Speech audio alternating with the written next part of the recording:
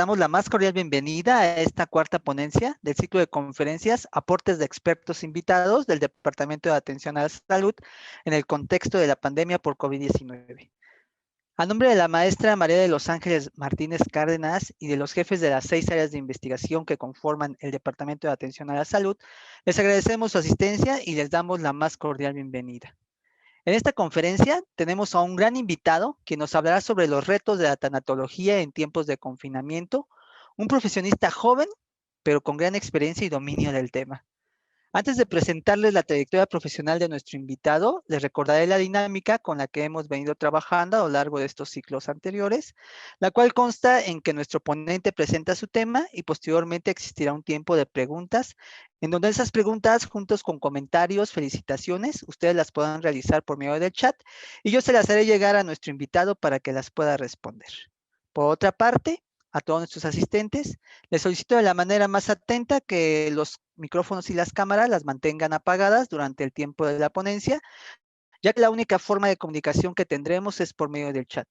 Una vez dadas las indicaciones, ahora sí conoceremos la trayectoria de nuestro gran ponente del día de hoy, y me refiero al doctor Jesús Osvaldo Loera Cervantes. Bueno, pues les voy a leer un poquito acerca de su currículum, porque si leo todo su currículum tardaría un buen rato, y él nos va a hablar sobre esto, que es retos para la tanatología en tiempos de confinamiento.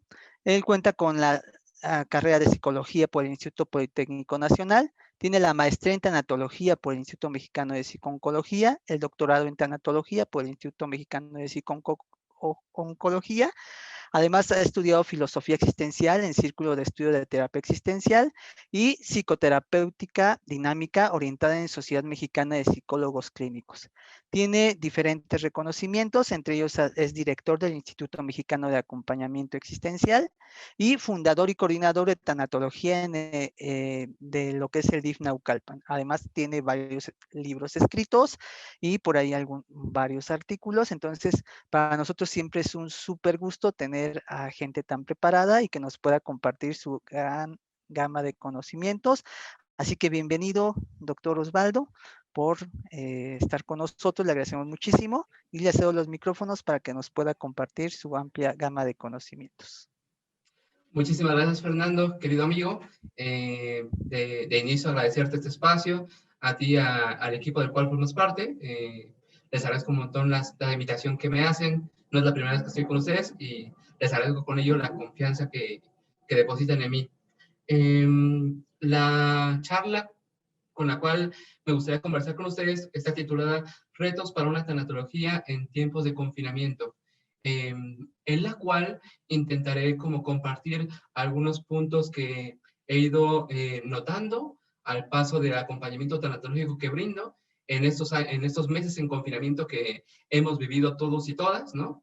Y que sin embargo, pese a que lo hemos vivido juntos y juntas, cada uno y cada persona lo va viviendo de manera como bien particular y bien singular, lo cual deja ver como distintas aristas en esta forma de vida. Lo ponía hoy por la mañana como estar en el mundo con el coronavirus entre nosotros y nosotras, ¿no? Porque creo que da una configuración bien distinta y que genera también formas de vida singulares y además con ello, junto con ello, necesidades de prácticas terapéuticas y prácticas de acompañamiento como más específicas que respondan a estas nuevas necesidades. Junto con ello pensaba un tanto mientras preparaba la charla, en este terapeuta existencial tan reconocido, Irving Yalom. Él decía en algún momento que de algún modo los psicólogos, psicoterapeutas, terapeutas de distintas áreas o corrientes, incluiría yo los tanatólogos, contamos con un cierto privilegio que tiene que ver con, al estar escuchando a tantas personas y sus historias y sus vivencias, tenemos como el privilegio de poder reconocer ciertas como dimensiones detrás de los telones de la condición humana, ¿no?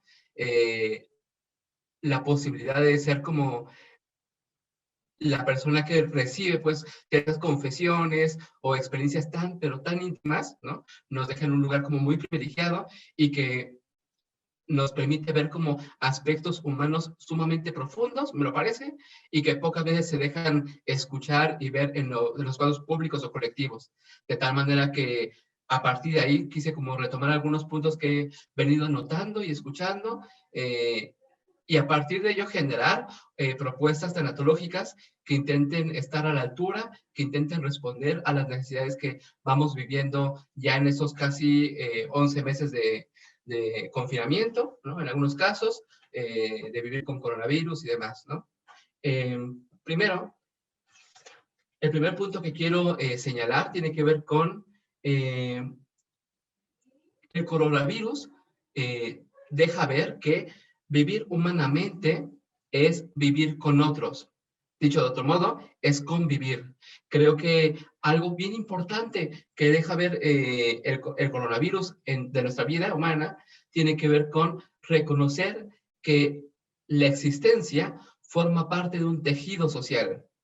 La existencia forma parte de un tejido social, lo cual, aunque pareciera evidente, pues, en ocasiones pareciera que vivimos como si no lo fuera, como si no formáramos parte de un tejido social, y hay toda una cultura, pues, una cultura occidental que premia y fomenta y empuja, promueve una vida como desde el individualismo, ¿no? Desde tú preocúpate por ti, lo importante es tus necesidades, que no te importen los otros, lo importante es que tú crezcas, conviértete en alguien, etcétera, etcétera. Un discurso que no está de más decir capitalista incluso, que fomenta lo individual y ensombrece lo colectivo, lo común, lo comunitario. Y a mí me parece bien importante esto porque creo que la experiencia que hemos venido viviendo con respecto al COVID tiene que ver justamente con eso, con reconocer que hay un nosotros que le precede al yo. Hay un nosotros que le precede al yo. ¿Y qué implicaciones tiene eso? Que las decisiones que tomo y las decisiones que rechazo, la forma en que vivo, no solamente impacta en mi vida, impacta en la vida de otros. Y no solamente en los que están inmediatamente próximos a mí, sino lo notamos, pues, la forma en que se va propagando este contagio tiene que ver con una red, ¿no? De reconocer esta red de contacto y de interacción humana, que es en ocasiones como bien sorprendente, pues, cómo va pasándose de uno en otro, en otro, en otro, en otro. Entonces, me parece como bien importante acentuar que la existencia humana se da dentro de un tejido, y quizá reconocerlo nos va a poder permitir generar, pienso por lo menos en dos propuestas tanatológicas. Una de ellas tiene que ver con generar una ética del cuidado en donde cuidar del otro es también cuidar de mí, y cuidar de mí es cuidar del otro. Creo que es importante reconocer esta dimensión relacional en la tanatología, en el cuidado, en las psicoterapias, en nuestras profesiones, en nuestra vida cotidiana, porque quizá de esa manera podamos ser como más cuidadosos, cuidadosas, en reconocer la responsabilidad colectiva que tenemos. Dicho de otro modo, el cuidado que tengo de no contagiarme, no solamente lo hago para mí, lo hago para el mundo, pues. Entonces, me parece que es bien importante ir pasando de una ética individualista, de solamente me preocupo por mí, no me importa el mundo, a una ética del cuidado que posibilite un cuidado relacional. Lo segundo, en esta línea de propuestas tanatológicas, tiene que ver con intentar una tanatología no del tú ni del yo, una tanatología del nosotros. ¿Qué quiero decir con esto? Quizá algunas de ustedes sabrán que en temas de psicología, psicoterapia y distintas formas de acompañamiento, se habla incluso de una terapia individual, ¿no? Siendo quizá más realistas, podamos reconocer que no existe tal, no hay una terapia individual. Aquí, justamente donde estoy teniendo esta charla con ustedes, estoy desde mi consultorio. Aquí, aunque estemos dos personas, en realidad no hay dos personas solamente acá, sino un conjunto, una interacción de dos redes de personas. Entonces, a mí me parece como bien importante reconocer justo que no existe la terapia individual, sino porque no existe el ser individual, porque no hay un ser aislado, sino un ser relacional. De tal manera que podemos reconocer, por tanto, una tanatología del nosotros, una tanatología en donde mi relación terapéutica sé que no va a impactar únicamente en los dos que están directamente involucrados acá en el consultorio, sino en una red más amplia y de un impacto más amplio, más allá de nosotros, que incluso en ocasiones solemos desconocer. Quizá de esa manera podemos ser más responsables con la forma en que vivimos. Esto lo notamos como de manera bien puntual con aspectos de la ecología, por ejemplo. Me acuerdo que al inicio de esta pandemia, por ahí de marzo 2020, ¿no? Marzo, abril, veía una conferencia del filósofo de la liberación Enrique Dussel. Él decía, si pudiéramos ponerle voz al coronavirus, nos estaría diciendo algo así como, si sigues viviendo así, diciéndole a los humanos, pues, si sigues viviendo así, te vas a extinguir, ¿no? Esa vida individualista, esa vida en donde solamente importa lo mío, la apropiación, la acumulación y no me importan los demás, ¿no? Entonces creo que desde ahí quizá podemos ir generando ciertos descolocamientos, promoviendo una tanatología no del tú, no del yo, sino una tanatología del nosotros, una tanatología colectiva. A mí me parece como bien importante ir acercándonos hacia allá, sobre todo porque se está tornando en una necesidad. Y creo que los paradigmas individualistas están dejando de ser sustentables, ¿no? De primera instancia. Un segundo punto de los 10 que quiero compartir con ustedes tiene que ver con que esta experiencia del COVID, esta experiencia del coronavirus, deja ver en los humanos algo bien importantísimo que suele pasar desapercibido, aun cuando vivimos con ello, en ello, que tiene que ver con la experiencia de la vulnerabilidad. Pasa que es bien común y frecuente que pensemos la vulnerabilidad como un aspecto accidental o un aspecto ocasional o situacional, de tal manera que solemos decir, es que en ese momento estaba muy vulnerable, o en ese momento me volví muy vulnerable, etcétera, etcétera, y quizá valdría la pena retomar la forma en que la filósofa Judith Butler, ¿no? Retoma la vulnerabilidad no como un asunto accidental, ocasional o situacional, sino como una condición humana. Reconocer la vulnerabilidad como una condición humana. Recordemos que la palabra vulnerabilidad tiene que ver con herida. Reconocernos vulnerables es tanto como reconocernos expuestos y expuestas a ser lastimados, a ser heridos, ¿no? Y a mí me parece como bien importante esto porque pasa que hay una especie de tendencia, yo lo noto con mis pacientes, una tendencia hacia la entereza, ¿no? Veo a pacientes que dicen, es que no me gusta que me vean llorando, no me gusta que me vean vulnerable, yo quiero que me vean fuerte, que me vean siempre como muy entero, muy entera, etcétera, etcétera, porque hay que reconocer, pues, cómo hay una muy mala fama con respecto a la tristeza, a la sensibilidad, al dolor, etcétera, etcétera. Tiene una muy mala fama, pues. Y sin embargo, creo que la tristeza, el dolor, la vulnerabilidad son aspectos bien importantes de la vida humana. Tanto, pues, evidentemente, como la alegría, la euforia, ¿no? Y que cada una de esas experiencias dejan ver otros lados de nuestra experiencia humana. De tal manera que poder dar hospitalidad, poder ser hospitalarios, hospitalarias con la vulnerabilidad que habitamos, que habita en nosotros, puede quizá permitirnos reconocer otras partes de nuestra vida, otros lugares de nuestra vida poco frecuentes, poco conocidos, lo cual me parece sumamente importante. De tal manera que sí, podríamos pensar que esta apuesta por abrazar la vulnerabilidad, por ser hospitalarios con ella, es casi como antisistémica, ¿no? Antisistema, en el sentido de que pareciera que vivimos en una cultura en donde se nos fomenta empoderarnos en el sentido de ser siempre fuertes, siempre poder con todo, siempre poder tener la respuesta, la palabra precisa, etcétera, etcétera. Y quizá también podemos aprender mucho de nosotros y nosotras a partir de la vulnerabilidad. Quizá desde la vulnerabilidad reconocida como condición humana, podamos acercarnos desde un lugar bien distinto, podamos acercarnos desde lo común y quizá desde ahí generar y fomentar esta ética del cuidado de la cual les venía hablando hace un momentito, ¿no? A partir de la vulnerabilidad, lo cual nos sucede desde la experiencia del inmune, ¿no?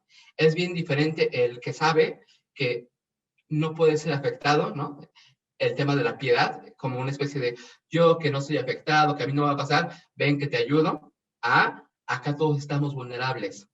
Y justo desde la vulnerabilidad podemos apoyarnos, podemos resistir a partir de otro tipo de éticas comunitarias que nos permitan un cuidado relacional, como decía hace un momento. De tal manera que a partir de la apuesta por la hospitalidad a la vulnerabilidad en la vida humana, creo que resulta posible apostar por una tanatología de la finitud.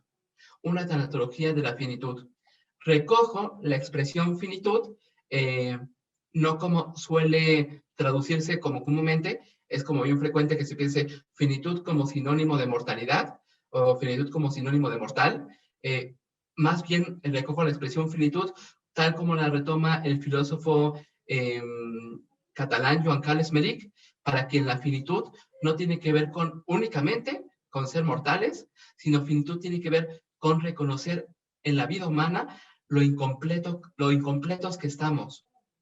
Reconocer que no tenemos el conocimiento de todo, que no tenemos el saber de todo, que no tenemos el ojo de Dios.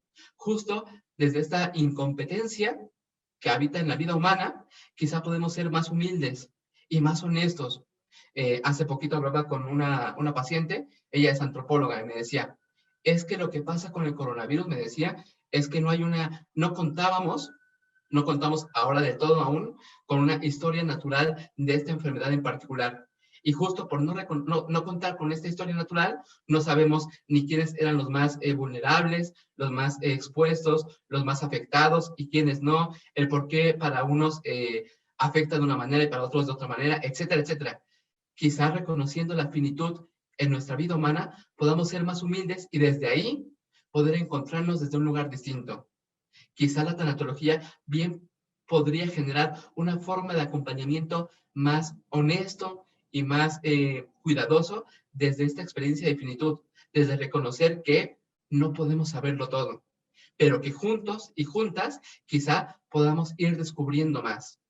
Creo que hace poco me lo preguntaba un paciente que qué es lo que ofrece la terapia, ¿no? ¿Qué puede ofrecer la tanatología en este caso? Yo le comentaba que no es para nada lo mismo el monólogo que tenemos con nosotros y nosotras mismas, ¿no? Que el poder generar un diálogo con otro, con otra, de tal forma que poder escucharme a través del otro, que a través de la escucha, a través del otro, alcance a notar aspectos que no conozco de mí, que solo me son alcanzables a partir del otro, a partir de la relación. De ahí que sea tan importante justo un acompañamiento horizontal, ¿no? Y no jerárquico, y no vertical, evidentemente, desde la tanatología. Una tanatología de la finitud que nos permita aprender a descubrirnos a través de la relación y desde ahí cuidarnos de una manera distinta. El tercer punto que quisiera compartir con ustedes tiene que ver con esta expresión que se ha vuelto tan frecuente, un eslogan pues a nivel pareciera mundial, que es el quédate en casa. Me pasa algo en particular con ello, que alcanzo a notarlo con la diversidad de consultantes o de pacientes que tengo. Voy al paso del tiempo notando que el quédate en casa fácilmente se puede reconocer también en algunas de las ocasiones como un privilegio de clases. Es decir, no todos y todas podemos contar con la posibilidad de, en efecto, poder quedarnos en casa y desde ahí poder continuar con nuestra vida. Sí que, en efecto, hay muchas y muchos que pueden continuar con su trabajo desde casa. apoyándose de el internet, su computadora, su celular, su tablet, etcétera, etcétera. Y sin embargo, hay quienes se quedan fuera de este paradigma, de esta posibilidad.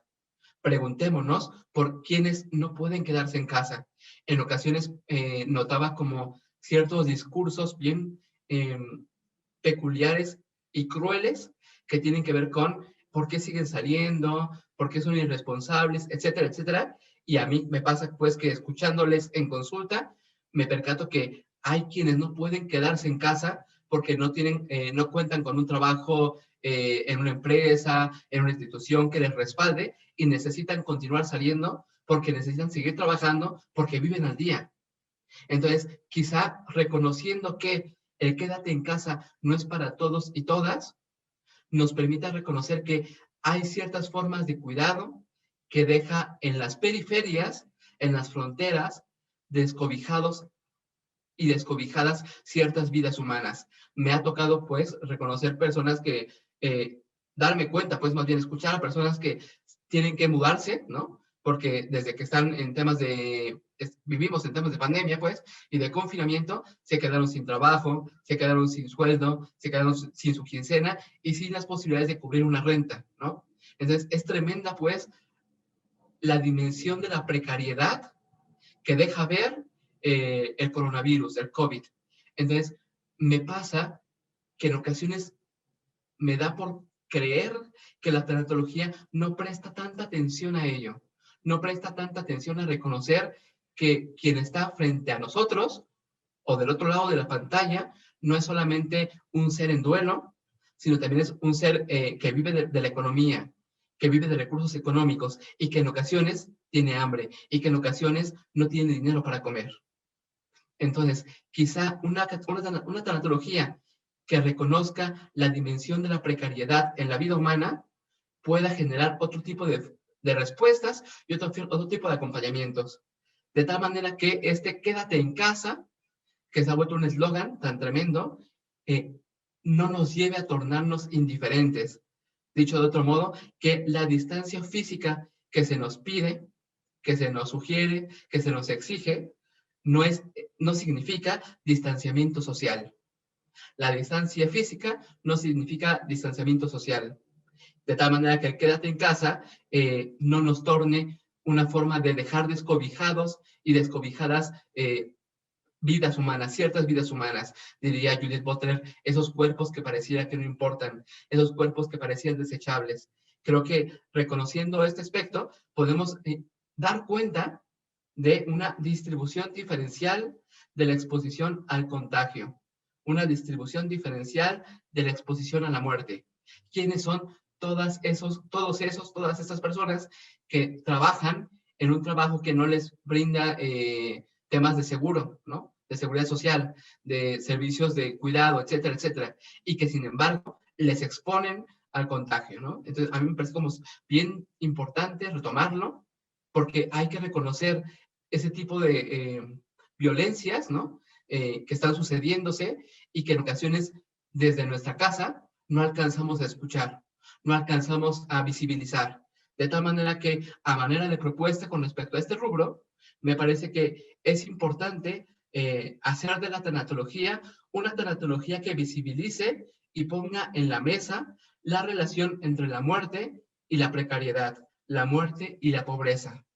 A mí me parece bien importante porque pasa que con la tanatología la tanatología está plagada pues de clichés, ¿no? De frases comunes y sitios comunes. Uno de ellos tiene que ver con la muerte es democrática, todos nos vamos a morir, la muerte es natural, etcétera, etcétera. Sin embargo, quizá algunas y algunos de ustedes lo habrán notado ya, este concepto que se retomó de la sindemia, ¿no? De reconocer que hay ciertas poblaciones que están más vulnerables a ser contagiadas y contagiados, ¿no? Y que eso tiene que ver con aspectos que están relacionados con la pobreza, la precariedad, la exposición, etcétera, etcétera. Entonces, quizá desde ahí la tanatología no se quede únicamente en el trabajo en el consultorio, sino que quizá también la tanatología pueda dar una lectura de la condición social, una lectura de la vida humana en la condición social, en las condiciones sociales en México, ¿no? En este país en el que vivimos. Creo que a partir de la tanatología también podemos hacer eso, una lectura de nuestra vida social y económica y política. Siguiendo con ello, un siguiente rubro, el cuarto rubro que les quiero compartir, tiene que ver con cómo esta pandemia, cómo esta vida con el coronavirus ha generado la necesidad y la urgencia de acompañamiento y terapia de tanatología en línea, lo cual me parece como bien interesante. Fíjense, les he de confesar que ahora es bien común que acudan con... Perdónenme, déjenme quitar el micrófono. Listo, espero que esté bien ahí. Ahora es bien común, pues, reconocer cómo las personas solicitan el tema de la terapia en línea, ya de manera como muy, digámoslo, normalizada, pues, ahora es como lo más frecuente, cuando antes era como bien poco probable que se solicitara, ¿no? Era como es que en línea no me siento cómodo, cómoda, etcétera, etcétera, cuando ahora es como lo más común. Lo cual, por ejemplo, entre colegas, noto que esto ha impactado, pues, en tanto que ya preguntarse, plantearse si rentar o no un consultorio y demás, justo porque ya no está ocupándose de manera como tan directamente o tan presencialmente. Y lo cual, esto es interesante porque sí que es distinta la forma de acompañamiento en línea, es distinta la forma de terapia en línea y es distinta, por tanto, la forma de tanatología en línea, porque esto nos hace reconocer una expansión virtual de nuestro consultorio. ¿Qué significa eso? Quiero señalar puntualmente que pasa con la terapia en línea que el consultorio no está solo de este lado. El consultorio también está ya del otro lado de la pantalla. Y que de algún modo a nosotros como tanatólogos, como terapeutas, etcétera, como acompañantes, sí que nos toca cuidar este espacio y esta expansión de nuestro consultorio, del consultorio de ambos, de algún modo por ahora decirlo. De tal forma que vale la pena preguntarnos si se siente cómodo o cómoda nuestra consultante desde su espacio. A mí me pasa que es como bien común notar cuando una consultante se siente incómoda porque en el espacio donde está tomando su terapia se siente como escuchada por su mamá, por su papá, por su esposo, etcétera. Es como no puedo hablar tanto aquí porque siento que me escuchan, o no hay un espacio como privado, o están pasando, etcétera, etcétera, lo cual es bien importante reconocerlo. Ya el consultorio no está solo de este lado, está también del otro lado. Y eso implica un cuidado y una atención al respecto. Vale la pena ponerlo ahí porque a mí me toca pues como sí ser como muy franco y preguntarle, ¿te sientes cómoda en este momento para que llevemos a cabo la terapia? ¿O prefieres que cambiemos de horario? ¿O prefieres que cambiemos de día? Decirles, por ejemplo, que tengo consultantes que veo que están en España, en Madrid, que para sincronizarnos en horarios, pues me tengo que levantar como bien temprano para atenderles, ¿no? O pacientes que me dicen, puedo específicamente en este horario porque sé que es el único momento en donde estoy sola en la casa, porque sé que cuando llega mi hijo ya no me siento cómoda para hablar. Entonces pongamos también atención a eso, pongamos cuidado con el espacio del consultorio del otro lado de la pantalla. También nos toca cuidar eso. Y esta es una forma, pues, de cuidar el mundo terapéutico que se co-construye con nuestros consultantes y ahora del otro lado de la pantalla. De tal manera que de tal forma que a manera de propuesta, considero que es valioso una tanatología abierta al mundo y con ello a sus dificultades. Abierta al mundo y a sus dificultades. Dificultades como aspectos económicos, dificultades como temas de tiempo, quizá aspectos que nos enseñaron en la licenciatura de la importancia del encuadre, de un horario fijo, etcétera, etcétera, son aspectos que en circunstancias como estas vale la pena reconsiderarlos, vale la pena cuestionarlo de, ¿se podrá en efecto en esos momentos exigir que sea siempre a la misma hora y en el mismo día, o quizá habremos de replanteárnoslo. Por ejemplo, hay una corriente terapéutica, la terapia narrativa, me parece como bien valioso lo que están haciendo ellos y ellas, que tiene que ver con la terapia de una sola sesión, que tiene que ver con momentos como de urgencia, y pacientes dicen, yo no quiero, como se acostumbra, ¿no? O como se cree que tiene que ser, de una terapia a profundidad, de años, de meses, etcétera.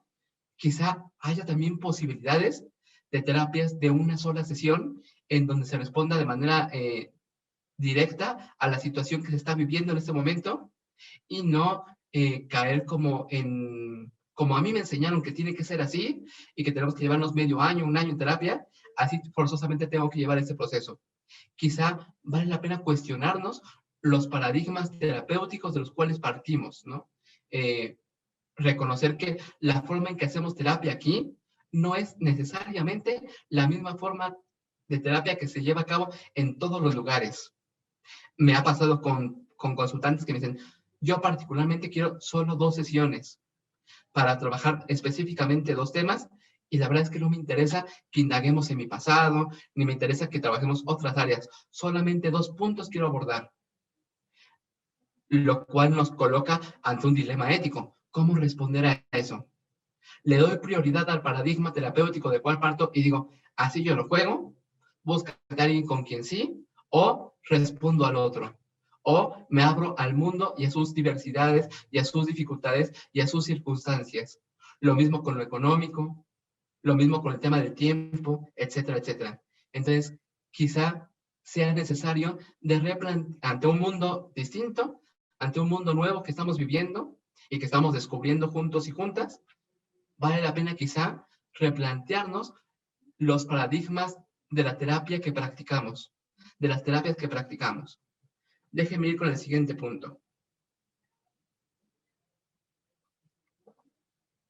que tiene que ver con la muerte y el ritual. ¿Qué pasa con la muerte? En la vida humana pasa que la muerte desarmoniza la vida. La muerte desarmoniza la vida. ¿Qué significa esto? Que la muerte genera una experiencia de discontinuidad con respecto a la vida que vamos viviendo día tras día, y que la vivimos como con esta ilusión, pues, de continuidad. ¿A qué me refiero con esto? Que vivir humanamente significa sentir que el día de mañana despertaré, sentir que las cosas irán funcionando y que lo que estoy haciendo hoy está generando la construcción de un futuro continuo. Sentir que, como el día de ayer por la noche hablé con mis papás, el día de hoy por la noche volverán a responder a mi llamada. Esta ilusión de continuidad es necesaria para vivir, pues. Lo que pasa con la muerte es que rompe con esa experiencia de continuidad. Genera una experiencia dolorosa, de incertidumbre y de discontinuidad. ¿Qué tiene que ver eso con los rituales? Antropológicamente, los rituales tienen la función de armonizar lo que se desarmoniza con la vida.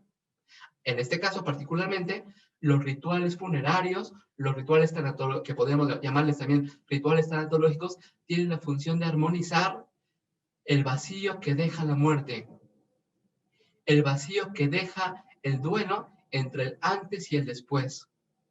Los rituales buscan tejer ese antes con ese después, ese hueco que surge ahí, esa experiencia de discontinuidad, que si bien la diversidad, pues, de prácticas religiosas nos promueven, pues, ciertas prácticas de ciertos rituales, es cierto también que no todos los rituales se circunscriben dentro de las prácticas religiosas.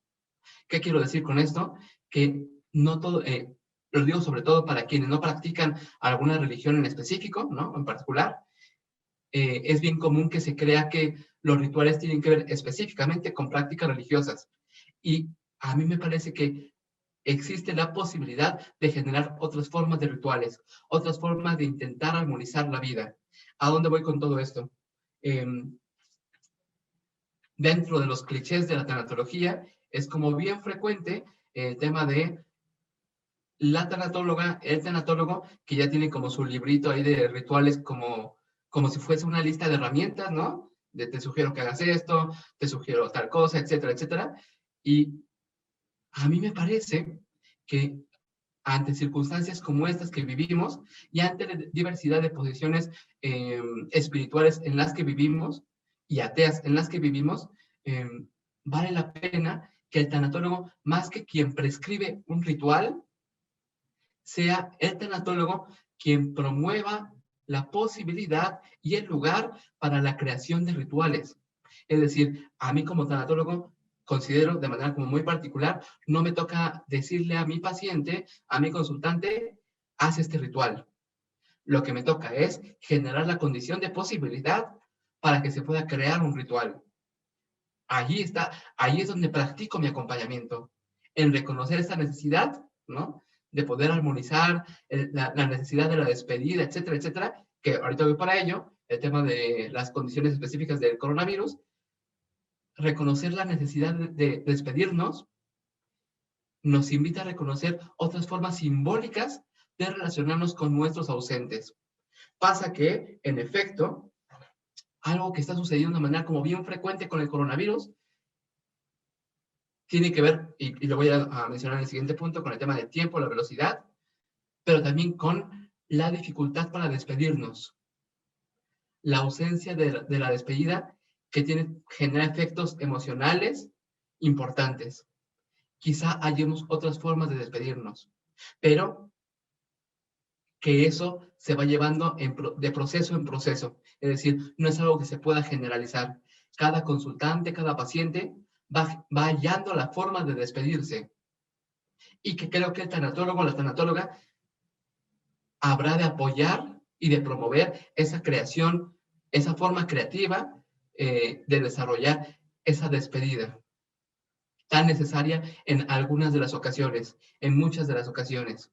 Pero que esto va a depender particularmente tanto del consultante como de su relación específica con la persona que perdió, ¿no? De ahí que no se pueda generalizar, de ahí que esto no parta de recetas, pues, a priorísticas, sino de un ir creando de proceso en proceso, de relación en relación.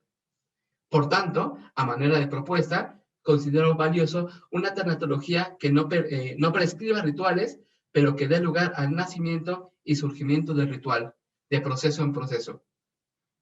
El siguiente punto que quiero compartirles justo tiene que ver con el tema del tiempo, que es un tema importantísimo en esta experiencia del COVID, del coronavirus.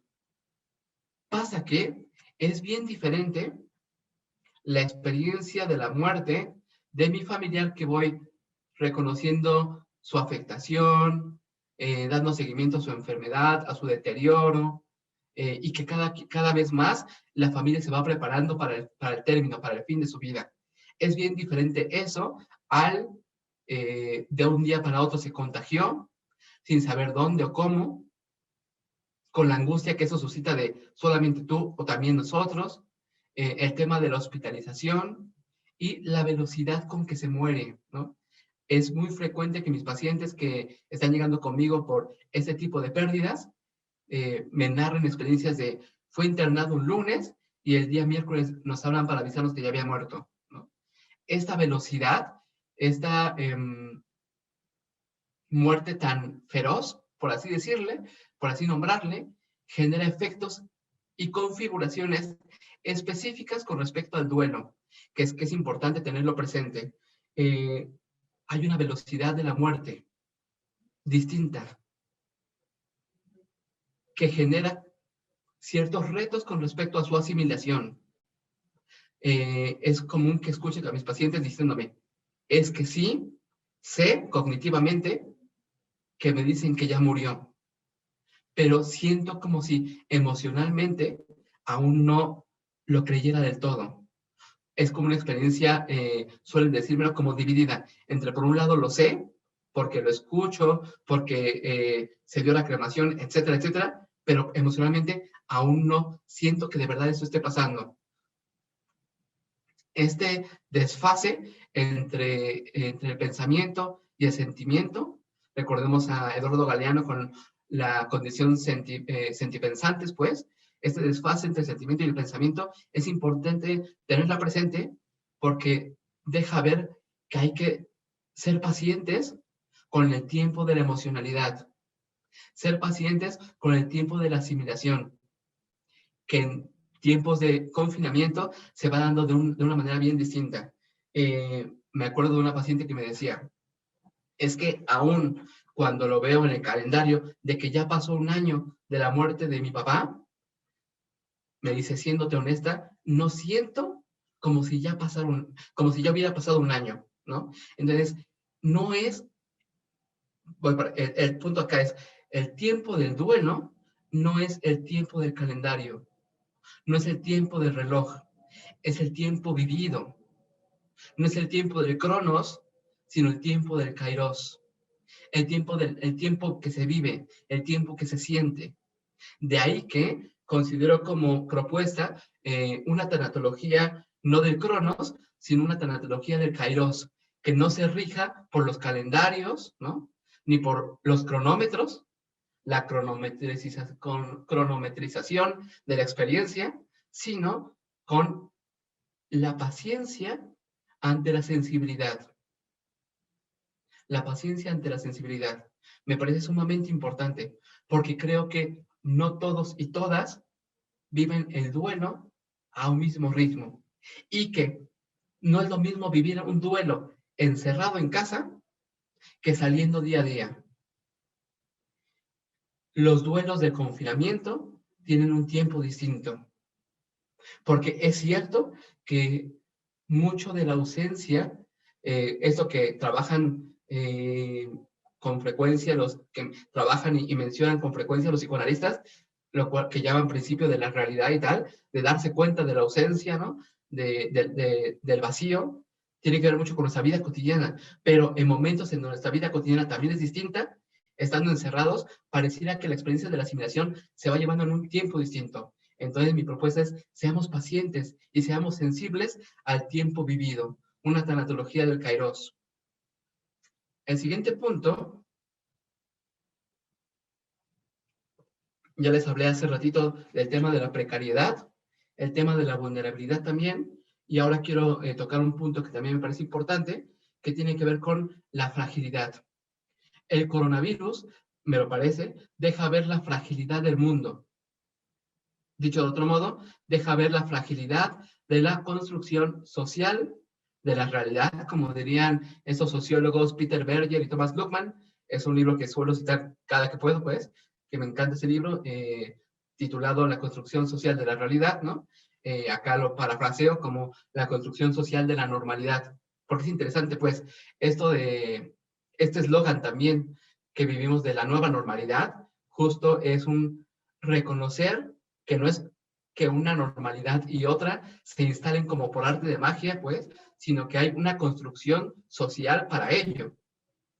Dicho de otro modo, esta normalidad que vivimos es una construcción social que estamos realizando, co-construyendo, y que la experiencia del coronavirus deja ver cómo eso que damos por normal, eso que damos por como realidad, puede cambiar de un momento a otro. Lo cual es interesante porque, por un lado, es valiosísimo, porque nos permite ver que hay otras formas de vivir, hay otras formas de existencia, hay otras formas de convivir, hay otras formas de cuidado, hay otras formas de relacionarnos, y no caer como en esta ilusión de él, pues así es esto y ya. Es interesante cómo el coronavirus nos lleva a replantearnos la forma en que vivimos. De tal manera que, por tanto, quizá podamos apostar a la justa construcción de un mundo nuevo, otras formas de duelo, por tanto, y una tanatología dispuesta a la escucha de las formas del duelo. Cuando escribía esto, preparando esta charla, pensaba en esa película, a mí me encantó, de hace unos años, que se llamó Las formas del agua, me parece. Las formas del agua se llamaba así. Justo parafraseando el título de la película, podemos pensar en las formas del duelo. Reconocer que ante la construcción de una normalidad distinta, vale la pena quizás reconocer y estar dispuestos a escuchar y recibir hospitalariamente otras formas de experiencia, otras formas de duelo, otras formas de vivir la ausencia, otras formas de llevar a cabo la despedida, los funerales, los rituales, etcétera, etcétera. Pasa que, y de nuevo insisto en ello, es importante reconocer que es un privilegio, pues hay consultantes que llevan a cabo el tema de los rosarios y demás a través de Zoom, ¿no? Entonces es interesante estas otras formas de reunión y de encuentro que están siendo posibles y el uso de los recursos con los cuales contamos para ello. Que en efecto, no todos cuentan, decía en un inicio, e insisto en ello, no todos cuentan con internet en casa, con laptop, con celulares, con pantallas, etcétera.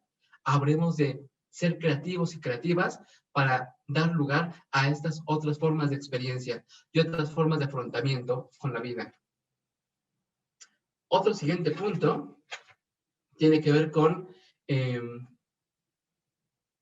reconocer las narrativas con las cuales se habla del COVID, ¿no? Con las cuales se habla del coronavirus y con las cuales se habla de los efectos que está teniendo en nuestro planeta, en nuestro país, en nuestro municipio, etcétera, etcétera. Resulta valioso, esto lo retomo de la filósofa Sayak Valencia, resulta valioso prestar atención a reconocer el predominio de las estadísticas de la muerte. La muerte a partir de los números. De lo que se habla es de números. Las vidas humanas traducidas en números. Lo cual es interesante, pues, que tiene que ver con una hegemonía del conocimiento, una hegemonía del saber, ¿no? Ciertas formas como estandarizadas con que solemos hablar del conocimiento y de la experiencia, de lo que va sucediéndose, pues. Pero es importante porque quizá en este predominio de la estadística de la muerte, dejamos de lado el tema del testimonio, el tema de las narraciones. Tal vez valga la pena no quedarnos únicamente con estadísticas. Tal vez, si solamente prestamos atención a los números de la muerte, a los números del coronavirus, a los números del COVID, nos perdemos de las narraciones, nos perdemos de los testimonios, nos perdemos de las experiencias, por tanto, nos perdemos de la vida. Tal vez valga la pena una tanatología no estadística, no únicamente estadística, sino también una tanatología de la narración, una tanatología del testimonio, porque tal vez, si escuchamos las narraciones, si escuchamos los testimonios del COVID, podamos alcanzar a notar otras cosas, podamos alcanzar a aprender otros aspectos del coronavirus, otros aspectos de esta vida que estamos viviendo. Y de tal manera, dar lugar a la experiencia narrada puede dejarnos escuchar más y no quedarnos únicamente con números, que si bien son importantes, quizá no es lo único, también importa la experiencia. Y dar lugar a ello puede ampliar nuestra comprensión de lo que estamos viviendo. Voy por los últimos 2 puntos. Pasa que hay una psicologización del duelo. Es muy común que cuando se piense en tanatólogo, se dé por sentado como, si eres tanatólogo, por tanto, haces terapia de duelo porque se da por sentado que eres psicólogo. Cierto es que no todas las tanatologías son ramificaciones de la psicología, pues hay otras dimensiones de la tanatología.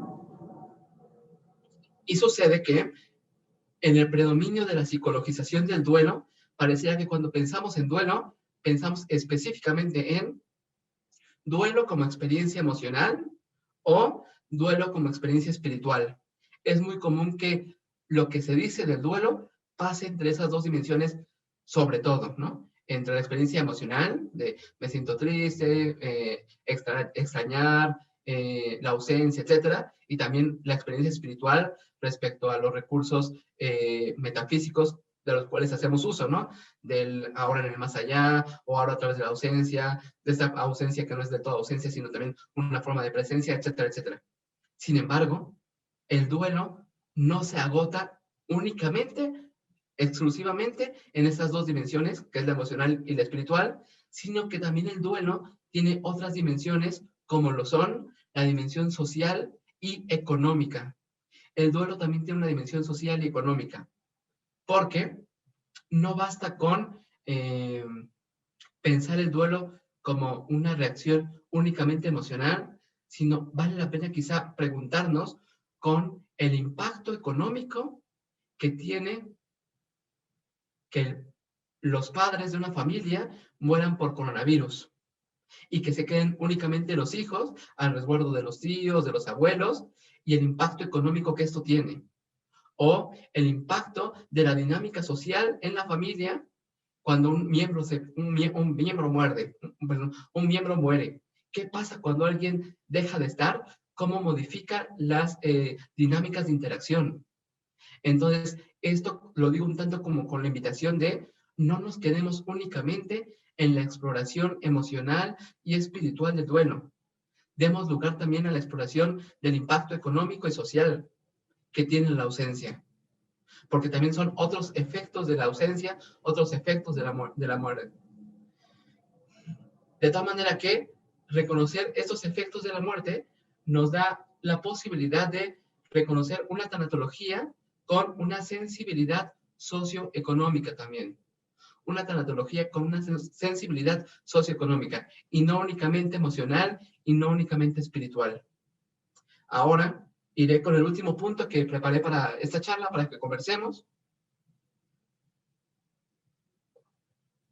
que tiene que ver con la caricia, el cuerpo, la carne y la ternura. La caricia, el cuerpo, la carne y la ternura. Mientras la preparaba, lo primero que me vino a la mente fue este escritor Elias Canetti, ¿no? Él en 1960 escribe un texto, un ensayo llamado Masa y Poder. Y él inicia este ensayo con la siguiente frase. Dice, lo que más teme el ser humano es ser tocado por lo extraño. Lo que más teme el ser humano es ser tocado por lo extraño, lo cual se deja ver de manera como muy nítida en la experiencia del coronavirus. Es como un temo el contacto, temo el contagio, de tal manera que me alejo, de tal manera que el próximo, me da miedo. Y lo fácil que esto hace que el prójimo y el próximo se tornen un enemigo en potencia. Y es curioso porque al mismo tiempo que tememos el contacto, de igual manera, el coronavirus, esta pandemia, hace reconocer la necesidad de la caricia, la necesidad del abrazo, la necesidad del rozar la piel, del tocar piel con piel, la necesidad de la ternura. Es interesante, pues, porque esto nos pone una tensión ética, un dilema ético, en donde eso que me aterra, el contacto, al mismo tiempo lo necesito. Me parece como bien interesante, porque quizá no habíamos prestado tanta atención y quizá de esta manera podamos hallar desde la tanatología la posibilidad de una tanatología que reconozca lo valioso y lo importante de la interdependencia, de reconocer que sí que dependemos unos de otros, unas de otras, unos de otras, etcétera, etcétera. Sí que necesitamos. Y lejos de este paradigma, decía en un inicio de la charla, de lo individual, del desarrollo como tipo coaching, de que no me importen los demás, crezco yo, y etcétera, etcétera, reconocernos desde la interdependencia puede dar lugar a poder escuchar esta necesidad del abrazo, esta necesidad del saludo, esta necesidad de la caricia, como necesidades sumamente humanas. Diría Nietzsche, humanas, demasiado humanas. De tal manera que podamos plantearnos qué otras formas de caricias conocemos, cómo poder acariciar con los ojos, cómo poder acariciar con las palabras, cómo poder acariciar con el silencio. Creo que resulta importante tener presente esto porque nos lleva a otras formas de hacer terapia, otras formas de acompañar, desde el cuidado y que no significa el distanciamiento como abandono, sino como cuidado. La distancia no es un abandono, poder hacer de la distancia no un abandono, sino una forma de cuidado. Dicho lo anterior, y ya para acercarme al final, y ya con eso irme callando un poquito, creo que vale la pena prestar atención a esto que estamos viviendo para reconocer otros aspectos que quizá no habíamos notado de la condición humana, de la vida humana, de la existencia, como son aspectos de la vulnerabilidad, la precariedad, la fragilidad, el tema de la caricia, del cuerpo, de la interdependencia, de una ética del cuidado relacional, del tema del acompañamiento a distancia y de la expansión del consultorio. Creo que son por lo menos 10 puntos que he ido como escuchando de manera como bien frecuente a estos 11 meses de vivir entre el coronavirus, frente al coronavirus, con el coronavirus, y que creo que son valiosos para poder replantearnos la forma en que hacemos terapia, la forma en que trabajamos, la forma en que vivimos, y quizá nos permita hallar otras formas de estar en el mundo.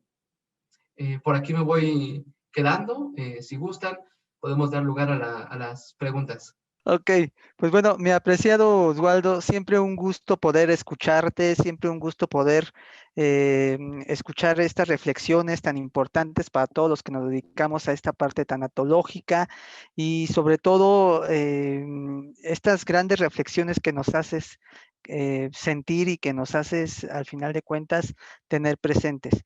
Si me lo permites, pasaríamos a esta serie de preguntas. Hay unas preguntitas que por ahí tenemos. La primera la hace Diana Guinto, que dice, buenas tardes.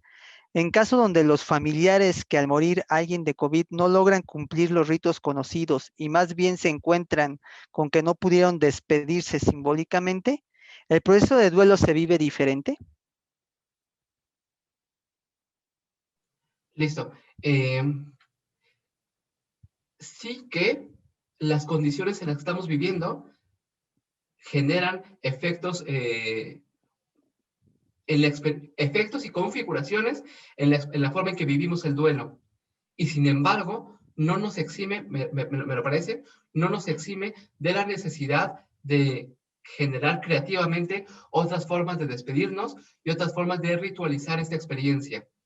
Sí que en efecto no son como veníamos viviéndolas previamente o cotidianamente, pero eso no nos exime de la necesidad de crear otras posibilidades y por tanto de hacerlo colectivamente, desde el cuidado, ¿no? Y desde nuestros recursos y situaciones y contextos. Muy bien.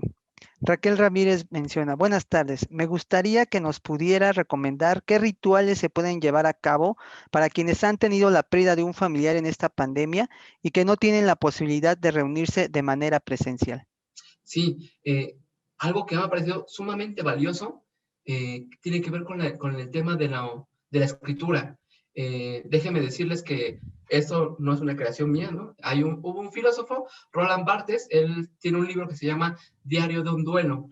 Este libro es en efecto un diario, el diario que él escribió luego de la muerte de su mamá. Lo que hacía era que iba anotando noche tras noche como las experiencias que iba viviendo con respecto a la muerte de su mamá y resultó como una experiencia valiosísima. Entonces, algo que yo suelo recomendar un montón a mis pacientes es aprovechar la escritura. Creo que la escritura es una forma valiosísima de ir dando cuenta, tanto de manera catártica de primera instancia y también en segunda instancia, ir dando cuenta de cómo se va modificando y transitando el proceso de duelo. Creo que es una manera muy valiosa y también la importancia de los altares y que va más allá de religiones en específico, pues el tema de tener en casa un lugar donde poner la foto y un lugar donde poder hablar con la persona que perdimos es muy valioso, lo he notado con algunos pacientes y resulta como bien enriquecedor y sanador.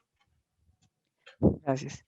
Itzel Valtierra Martínez pregunta, ¿cuáles serían las dimensiones tanatológicas más funcionales sobre el personal de salud en trato directo con pacientes de COVID? Sí, Itzel, que es una exalumna mía que quiero un montón. He ido reconociendo lo importante que resulta que quienes nos dedicamos al cuidado de otros podamos contar también con la posibilidad de ser cuidados. Pasa que han llegado conmigo enfermeras, médicas, terapeutas, con un agotamiento emocional tremendo y en ocasiones con una experiencia de tengo que cuidar y asistir y apoyar, pero al mismo tiempo vivir el duelo de haber perdido un familiar es tremendo, pues. Entonces, creo que es sumamente importante reconocer que también quienes nos dedicamos al cuidado necesitamos de cuidado y he hallado posibilidades como tanto la terapia uno a uno, así como también la posibilidad de hacer grupos de apoyo en donde puedan compartirse sus experiencias y apoyarse colectivamente, me parece que es algo valiosísimo y bastante importante en momentos como esos. Muy bien, gracias. Por ahí Leti Baptista nos pregunta, bueno, hola, ¿cómo identificas cuál es el momento para el doliente de hacer su ritual de despedida? Sí, fíjate que ayer leía un libro que se llama La hospitalidad de Jacques Derrida. Él decía, hay que tener como un doble oído, decía, respecto a los filósofos, hay que tener un doble oído que tiene que ver no solamente lo que me dice, sino cómo me lo dice. En términos terapéuticos hablamos de proceso y contenido. ¿A qué voy con todo esto? Hay que ir como, dice mi mamá, ir tentándole, ¿cómo dice? Hay una expresión que dice mi mamá muy frecuentemente, que es como ir como dándose cuenta de la temperatura, de cómo va dándose la experiencia, para que sea el paciente que nos va diciendo, ya es mi momento de despedirme, ya es mi momento de hacerlo. Porque, ojo acá, es como muy fácil caer como en determinismos de tanatología igual a acepta la muerte, tanatología igual a ya suelta, cierra ciclos, despídete, etcétera. Pero cuidado con hacer de esto imperativos categóricos. Cuidado con hacer de esto un a fuerza tienes que hacerlo. Serán nuestros pacientes, serán nuestros consultantes quienes nos digan en qué momento están listos, listas para hacerlo. Muy bien, muchas gracias. Bueno, nuestra directora de la división, la maestra Mariana Contreras, te manda a decir, estimado doctor Loera, lo felicito por su hermosa conferencia. En estos tiempos de pandemia me pareció excelente. La referencia a diferentes filósofos y escritores dan pie a la búsqueda de la bibliografía de la que nos habla en su enriquecedora conferencia. Es sumamente importante hablar de los 10 puntos que nos ha compartido, que los conocemos, pero lo hablamos poco. Muchas felicidades. Muchísimas gracias. Otra pregunta sería de Estela Martínez, que dice, doctor Estela Martínez, agradecida, maravillosa conferencia. ¿Qué nos puede decir sobre el duelo de los jóvenes que han perdido la posibilidad de interactuar con sus pares, las experiencias propias de su edad? Porque aunque sea transitoria, ha sido un tiempo prolongado. Gracias. Gracias, Fer. Sí, importantísimo. Justo hace poquito pensaba en ello. Me invitaron a dar una conferencia que le titulé La amistad como una forma de hacer revolución, ¿no? Porque en ocasiones prestamos poca atención, y lo digo directamente yo me considero muy mal amigo, pues, porque aunque, por ejemplo, con Fer, yo a ti te quiero un montón, pocas veces que te hablo, pocas veces que te escribo, ¿no? Entonces, sí que es importante reconocer que la imposibilidad de asistir a clases como acostumbrábamos, de poder como salir a comer juntos y juntas, echar el chisme, etcétera, son aspectos como bien cotidianos, pero bien valiosos, y que no es para nada lo mismo tomar clase codo a codo, como diría Mario Benedetti, que entre pantalla, ¿no? Entre el Zoom. Y creo que sí da cuenta de la necesidad de la cercanía emocional, de la complicidad y de la amistad. La amistad es algo bien importante para la vida humana. Claro. Una última pregunta de Diana Guinto que dice, ¿cuáles serían los fundamentos para lograr un grupo de apoyo en caso de no ir a terapia? Sí. Uno de ellos tiene que ver con justo consolidar un espacio grupal de seguridad y protección emocional. ¿A qué me refiero con esto? Que si vamos a generar un grupo, sea un grupo en donde se sientan a gusto, se sientan cómodas y cómodos, porque en ocasiones pasa, es bien frecuente, pues, que se puedan sentir intimidados por el jefe o la jefa, o chin, porque está, ¿cómo voy a decir que me siento cansada, que me siento agotada, o que a veces ya no aguanto con eso, etcétera? La idea como principal es que el grupo que se forme sea un grupo de confianza y de seguridad emocional, de respaldo, pues, que sea un lugar donde puedan hablarse sinceramente y desde compartir sus experiencias puedan como escuchar quizá lo que están sintiendo, pero que aún no han podido poner en palabras. Eso, junto con la constancia, ¿no? Que no sea, que se pueda dar como una secuencia de manera regular y que los y las asistentes suelen ser las mismas personas, es como valioso para dar una experiencia de grupo de apoyo. Muchas gracias, apreciado doctor Osvaldo. Siempre un gusto, en verdad. A nombre de nuestra jefa del DAS, a nombre de los jefes del área, te agradecemos muchísimo tu grandísima participación. A todo nuestro público, les agradecemos también el que estén con nosotros cada semana. Y pues, a Osvaldo, muchas gracias. Gracias, amigo, en verdad. Y para todo nuestro público, nos veremos la próxima semana a la misma hora, por el mismo canal, o sea, por Zoom. Pero vamos a hablar ahora sobre lo que es la relación trabajo-familia como fuente de estrés durante el confinamiento por COVID-19, que estará a cargo de la doctora Ana Karen Talavera. Muchas gracias a todos. Nos vemos la próxima semana. Doctor, muchas Muchas gracias por gracias. su participación. Gracias a todos. Gracias a todos.